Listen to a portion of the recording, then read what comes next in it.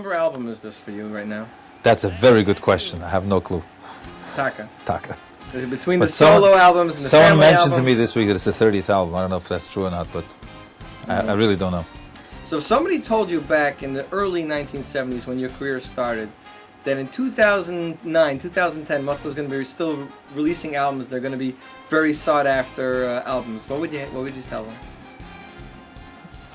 We didn't think that far ahead. You know, we were doing one project at a time, Baruch Hashem, and it's basically boils down to one thing: Siyata D'Shmaya. Who would have thunk, as they say?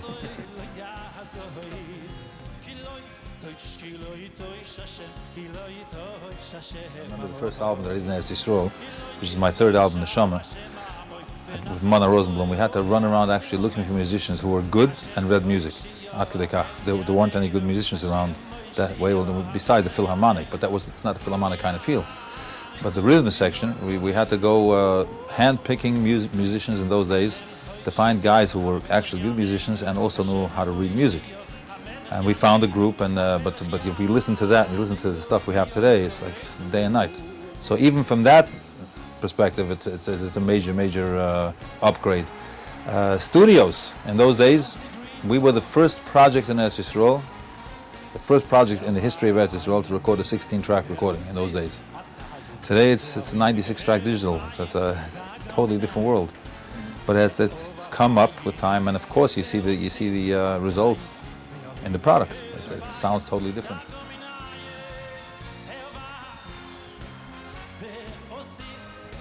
Finding good songs is the number one issue in an album, and I think most of the singers today, the new singers that are trying to get into the market, don't understand that. That's a very big issue. And my producer, Yilo, he's got a phenomenal ear for music, and he sifted through hundreds of songs until we got to the material of this particular album.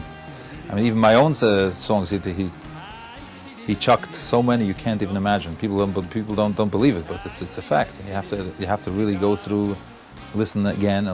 He spent, this album took us over 2 years, from beginning of production till now, and he went through a lot of material till he got to what he wanted, and you'll hear the results. I'm very proud of it.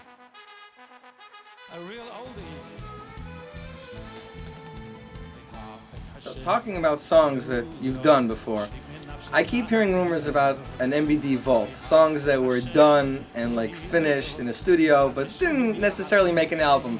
Do you think that we might be seeing a release of an MBD Vault album eventually somewhere down the line? There's a possibility. There are songs, for instance, we recorded many songs extra in this particular project and in previous projects.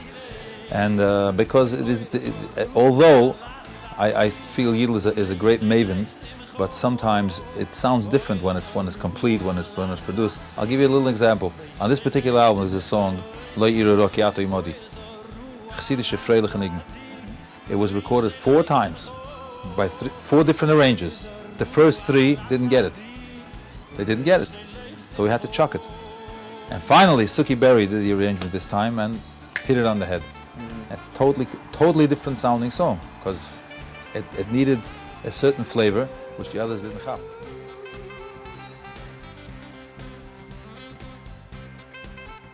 There are 5 different arrangers on this particular album. Mona Rosenblum did 3 songs. Aaron Hazel did 3 songs. There's a new arranger, Ami Cohen, who did 1 song, beautiful song. Dudi Kalish did a song, and Suki Berry. So we have 5 different arrangers.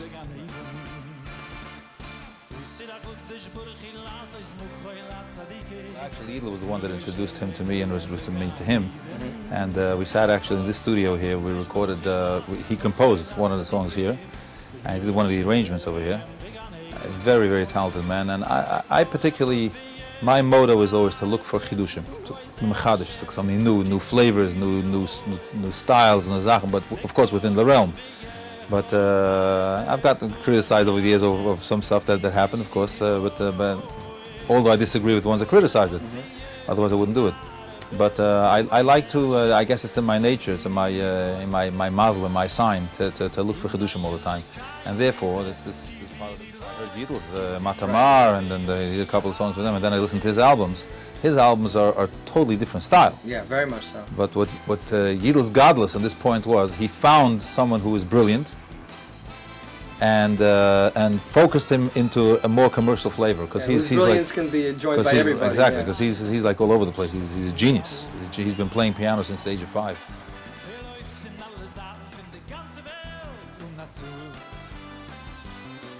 The event happened this past year, and you were on stage.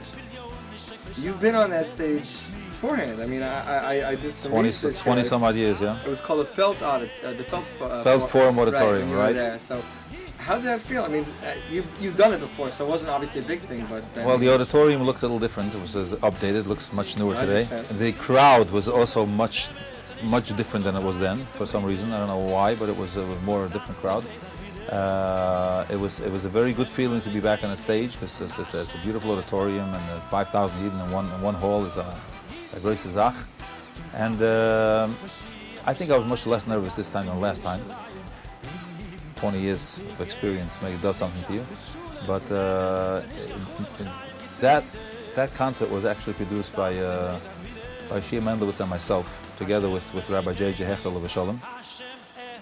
And I was involved in the production and everything that was going on, so it was like a lot of tension going on, because a lot of stuff happening. Mm-hmm. And Masha Enkin, this time, I just walked in, sang, and walked home. I got to tell you, when the A.B. Rottenberg video came out, the memorial for Rabbi Teitelbaum, right, before you did, and you're watching the video, and A.B.'s there, and all of a sudden you see you appear in front of A.B. I heard a groan in the crowd, because they were saying, Matcha's in the video, he's not going to be here tonight. That was Shia's chap. And it was such a godless piece, because people next to me, I was told he's going to be here. I can't believe he's not going to be here. And then when he started the song and you came up behind him, the crowd went wild, because they thought for sure you weren't going to be there. That was Shia's chap, yeah, brilliant. So the song selection for that night was your choice, or was Shia's? Actually, we sat together with Shia and Yisrael Lam. So how do you talk and choose songs? Well, we did a mix of nostalgia and today. We had to. I mean, it was only like a 15-minute spot, right? So we tried to get in things that would bring back memories to people. It's interesting, Zach. People sometimes approach me and say, I like the old CDs better. So at one point, it really was getting to me, and I was trying to figure out what are they talking about. So I started asking them, which CD are you talking about? So one guy said Mashiach, one guy said Tomei B'Simcha, one guy said Hineini, one guy said...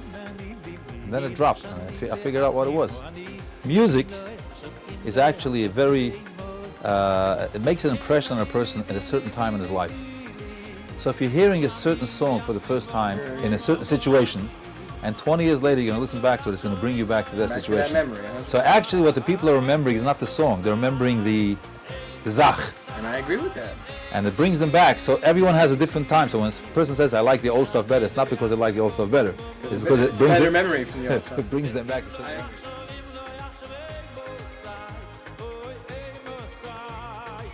But speaking about Shlomo, I got to tell you a nice story. The only place in the world that I performed before Shlomo was Australia. I was there, had a couple of performances, and 6 months later, Reb Shlomo Alav Shalom came down for concerts, and he sang his material. So in those days, there were 3 songs of his that I used to sing. One was L'Chel Ma'aminim, one was Avo Oivdim, and Oidi Shoma. Oidi Shoma. Someone walks over to Shlomo after the concert and says, Reb Shlomo, I have a question to ask you. You have so many beautiful songs. You have to sing Mordeche and David songs? And he was so upset. You cannot imagine. So one day he was sitting backstage in Hask, and he was waiting to go on stage, and so was I. And he says, Kimmer, the Shagets. He tells me the story. He says, Mainly you steal my songs. I understand. But mention my name. So I said to him, Shlomo, I was put on the spot in front of a whole bunch of people. I said, Shlomo, we know the truth. And what's the song? The song is from Bin Hashemayim. It comes down. Borrowing it. It comes down from Hashemayim. He says, yeah, but I got the matana, not you.